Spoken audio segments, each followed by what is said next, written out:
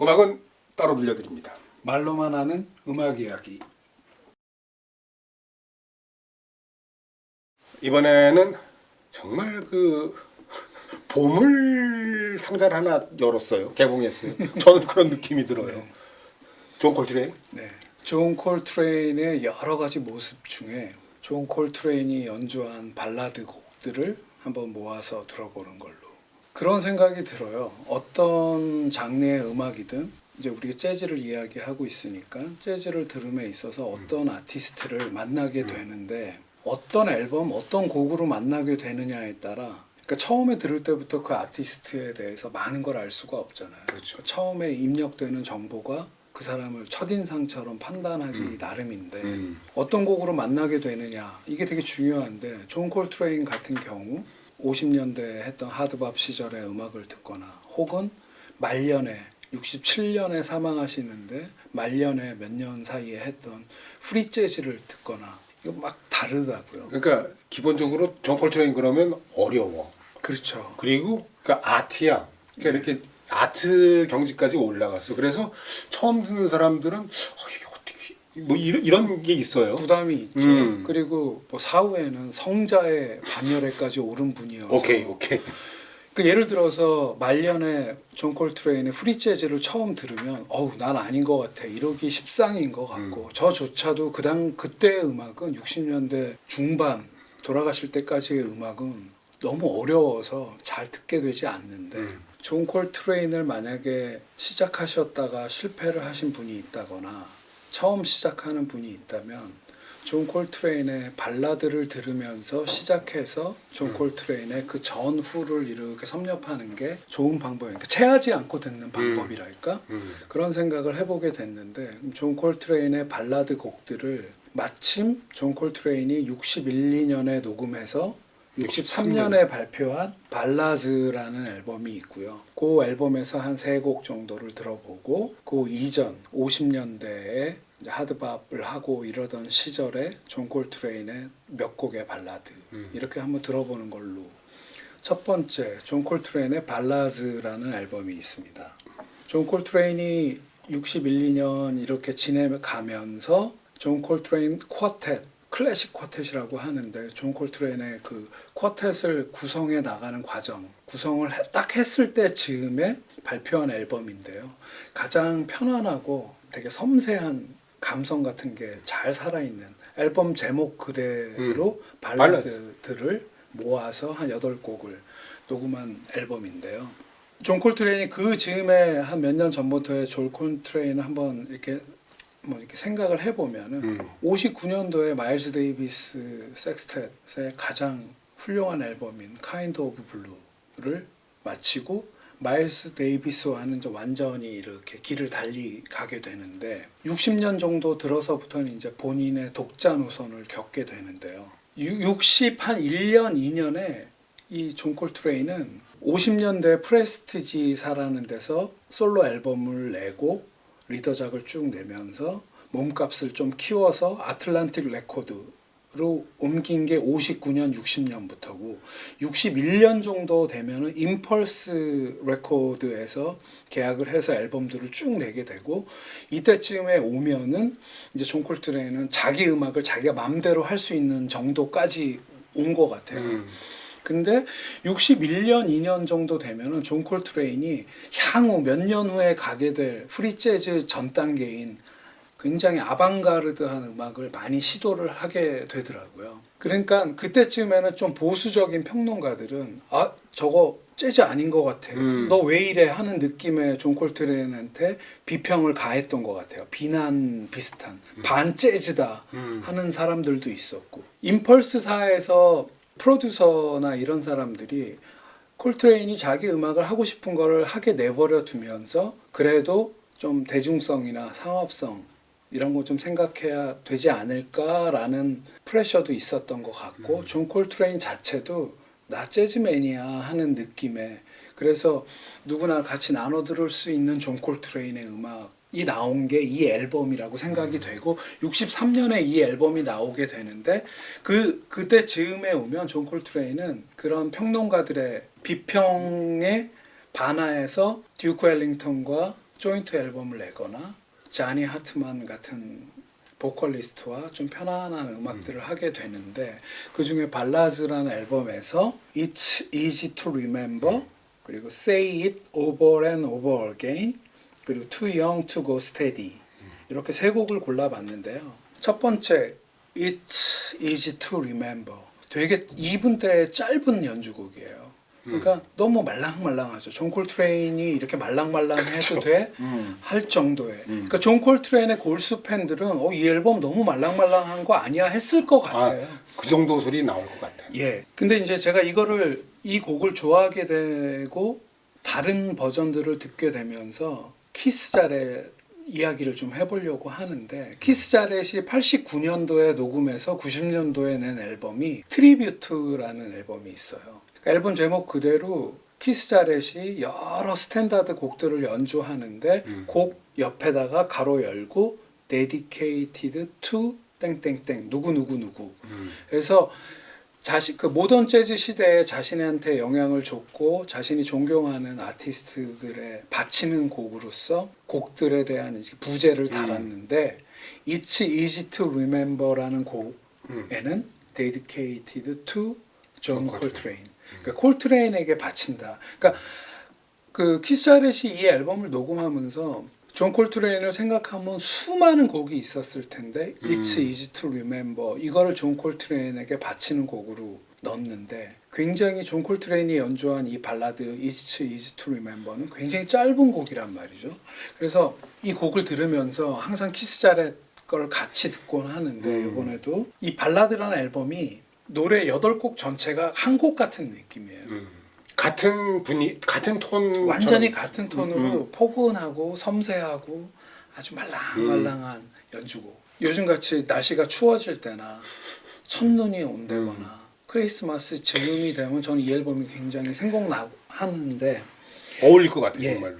그래서 나머지 두 곡 Say It Over and Over Again이나 Too Young to Go Steady 이 두 곡은 지미 매큐라는 작곡가가 작곡한 곡이 발라드인데 It's Easy to Remember와 완전히 연결되는 한 톤으로 음악이 들리게 되고 존 콜트레인은 평론가들의 비평에 답하는 의미에서 이 앨범을 내게 됐고 존 콜트레인 자체도 좀 편안한 걸 보여주기 위해서 냈다는 그런 인터뷰가 있더라고요. 그래서 어떤 식으로 이 앨범을 냈던 간에 우리 후대에 듣기에는 이 앨범은 너무나 따뜻하고 그런 앨범이어서 그럼 이 앨범을 내기 이전에 콜트레인도 여러 앨범들을 내면서 항상 발라드를 이렇게 한 곡씩 넣게 되잖아요.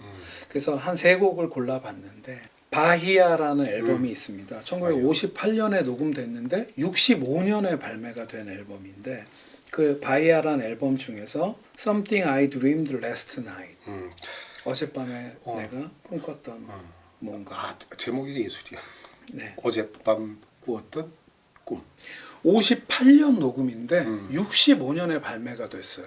그 왜 이렇게 5, 6년 뒤에 발매가 됐나 이렇게 뒷이야기가 있는데 58년에는 제가 아까 처음에 말씀드렸던 대로 존 콜트레인이 소속돼 있던 레코드사가 프레스티지 레이블이었는데 59년 정도 되면은 프레스티지와 계약이 끝나고 존 콜트레인은 아틀란틱 레코드로 옮겨가요. 아틀란틱 레코드로 가면서 이제 그동안 쌓아왔던 존 콜트레인이 포텐이 터지기 시작하면서 재즈 씬에서 가장 영향력 있는 아티스트가 돼가고 인기도 많아지고 즉 돈이 되는 거겠죠. 그러니까 프레스티지사는 50년대 중후반에 존 콜트레인이 녹음해 놓고 발매하지 않았던 곡들을 존 콜트레인의 허락 없이 그냥 막 앨범을 내게 돼요. 주가가 네. 올라갔을 때 그냥 예. 물 들어온 김에 배 띄운다고. 예, 그러니까 존 콜트레인은 자기 음악 딴 걸 하고 있는데 옛날에 녹음했던 거가 앨범으로 나오고 있는 거죠. 그러니까 존 콜트레인이 어떻게 느꼈을지는 알 수 없으나 왠지 약간 꼼수적인 그런 건데 180도 바꿔서 생각을 해보면 우리 팬들의 입장에서는 내가 듣지 못했던 존 콜트레인을 다시 듣게 되고 그때 몇 년 전에 녹음한 것들이더라도 이런 앨범이 여러 장이 있는데 그중에 바이아라는 앨범에서 Something I Dreamed Last Night 한 10분 48초 정도 돼요. 아까 발라드 앨범은 컨셉츄얼하게 해서 발라드 곡들을 이렇게 짧게 이렇게 해서 쑥 모아놓은 하나의 앨범인데 이 그 전에 녹음했던 발라드 곡들 중에 저는 개인적으로 이게 듀레이션이 이렇게 길게 되고 함께한 뮤지션들, 예를 들어서 이 앨범에는 트럼펫터, 그 당시 젊었던 프레디 허버드가 트럼펫을 불고 같이 마일스 데이비스 밴드에 속해 있었던 레드 갈란드가 피아노를 치고 폴 챔버스가 베이스를 치고 아트 테일러가 드럼을 치는데 이게 아주 넉넉하게 천천히 아주 유유자적하면서 이렇게 발라드 연주를 쭉 펼치는데 개인적으로 좋은 건 또 후반부에 프레디 허버드가 트럼펫을 또 아주 점잖게 불어서 굉장히 따뜻하게 들을 수 있는 곡이 아닌가 해서 한번 골라봤고요. 네. 나머지 두 곡은 이제 존 콜트레인이 리더로서 첫 앨범을 낸 게 57년도예요. 존 콜트레인이 57년도면은 마일스 데이비스 밴드에 있었는데 마약 문제로 해서 해고당하고 그렇지. 그때 즈음에 녹음된 곡 개인 앨범이더라고요. 그러니까 프레스티지사에서 역시 마일스 데이비스가 프레스티지사의 간판이었는데 그 밴드에서 색소폰을 부는 존 콜트레인을 계약을 따로 해서 너 개인 앨범도 내자 해서 앨범이 나온 거겠죠. 1957년 녹음 같은 해에 발매된 콜트레인이라는 앨범인데 이 앨범에서 Violet for Your Force라는 곡인데요. 콜트레인이 이렇게 얼굴 사진으로 찍혀 있는 이렇게 하고 있는 약간 이런 옐로우 자세. 톤의 모노톤 사진이 있죠. 57년 3월에 연주해서 10월에 발매됐고요. 이 곡은 매트 데니스라는 작곡가의 발라드인데 아주 편하네요. 그러니까 처음 개인 앨범을 내게 된 그 존 콜트레인이 한 3곡 정도의 스탠다드를 넣고 자기 개인 작곡 이렇게 해서 앨범을 낸 건데 그의 첫 리더작이어서 좋아하는 앨범이기도 하지만 이 곡이 왠지 계속 생각난다고 할까? 그래서 두 번째로 골라봤고요. 마지막으로 고른 곡은 58년, 그 다음에죠. 58년에 녹음해서 58년에 발매된 소울 트레인, 유명한 앨범이죠. 우리나라에서 콜트레인의 앞에 소울로 이렇게 바꿨어. 그렇죠. 소울 뒤에 트레인을 기차가 아닌 콜트레인의 트레인을 갖다 붙여갖고 소울 트레인. 이 앨범에서 I Want to Talk About You. 나는 난 이거 감동받았어요. 예. 그래서 아까도 말씀드렸지만 이제 57년도에 마일스 데이비스 밴드에서 퇴출당한 다음에 전에 한번 말씀드렸었는데 이 존 콜트레인은 그때 마약으로부터 완벽히 벗어나려는 노력을 했고 다시 재즈 씬에 돌아와서 뭐 곡의 몇 개월 사이지만 셀로니어스 몽크와 함께 연주함으로써 굉장히 일치월장하게 되고 58년에 접어들어서는 마일스 데이비스가 다시 불러요. 그래서 다시 불러서 마일즈 스톤이라는 앨범에 이제 섹스텟 구성으로 마일스 데이비스 밴드가 다시 진용을 갖추는데 마일즈 스톤이라는 앨범을 내기 3일 전에 이 리더작을 녹음하게 되는데 이 소울 트레인 앨범 같이 이 곡을 연주한 멤버는 레드 갈란드 피아노, 폴 챔버스 베이스, 마일스 데이비스 밴드 그러니까 계속 같이 하는 앞에 소개한 것도 네. 그렇고 존 콜트레인이랑 레드 갈랜드 피아노는 정말 잘 어울리는 것 같아요. 예, 요 당시 발라드에. 예, 요 당시에 존 콜트레인이 레드 갈란드와 함께 한 앨범도 따로 있죠. 예, 그 앨범도 굉장히 연주가 좋고.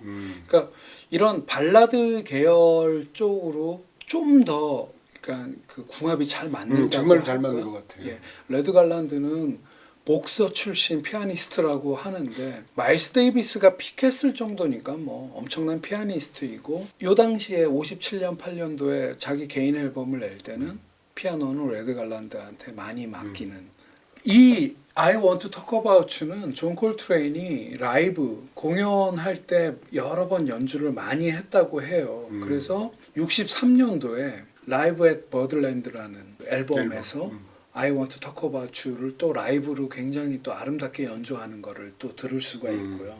이렇게 해서 존 콜트레인의 발라드를 쭉 들어봤는데 제가 아까 잠깐 말씀드린 대로 제 개인적으로 약간 찬바람 불 때 겨울에 이렇게 눈이 온다거나 할 때 대학생인데 중간고사를 마치고 혹은 기말고사를 마치고 집에 왔는데 아무도 없고 혼자 있을 때 이렇게 따뜻하게 들으면 좋은 그런 이미지가 저한테 이 앨범들에 있고 그래요. 존 콜트레인의 발라드는 그런 게 아닌가. 존 콜트레인을 시작하는데 이렇게 편안한 발라드를 들으면서 시작하고 존 콜트레인이 속도나 테크닉이나 어떤 음악적인 컨셉이 이런 음악 저런 음악 이렇게 넓혀갔구나. 그리고 나중에는 처음 듣기는 너무나 힘들지만 프리 재즈, 아방가르드 이렇게 이 사람이 음악적으로 나중에 영적으로까지 흐르는 그 과정을 한번 살펴봄에 있어서 시작점에 두기에 굉장히 좋은 앨범과 곡들을 남겼다. 팝으로 치면 이지 네이스닝 계열의 음악들이잖아요. 그러니까 이거 존 콜트레인 맞아요. 이 소리가 나올 정도로 어떤 새로운 존 콜트레인. 그러니까 우리가 그냥 공식적으로 존 콜트레인 하면 재즈 정말 재즈의 뭐 5손가락 안에 3손가락 안에 꼽히는 재즈맨인데 그런 재즈맨 존 콜트레인을 생각할 때는 감히 상상하지 못한 사운드죠 어떤 의미에서. 그래서 존 콜트레인을 편하게 만날 수 있다 하는 의미가 있는 것 같아요. 네. 자 오늘 존 콜트레인의 또 다른 모습. 존 콜트레인 하면 그냥 이렇게 강렬한 이미지가 큰데 그렇지 않고 정말 이렇게 발라드, 부드럽고 감미로운 존 콜트레인을 만나봤습니다. 그럼 여기서 마치겠습니다.